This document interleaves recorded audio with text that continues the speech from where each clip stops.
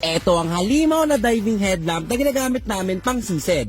What's up guys? Available ulit ang ating diving headlamp na ginagamit for diving, hunting, fishing at spear fishing, pwede pang snorkeling.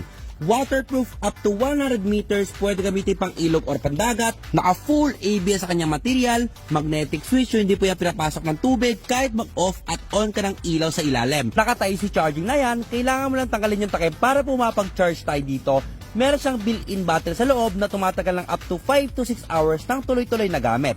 High quality na rin ang strap na ginamit dito kaya hindi siya basta-bastang lumalaylay kahit gamitin mo araw-araw. Gumagamit to ng powerful LED lens na may 2,000 lumens na liwanag kaya halimo to pagdating sa underwater.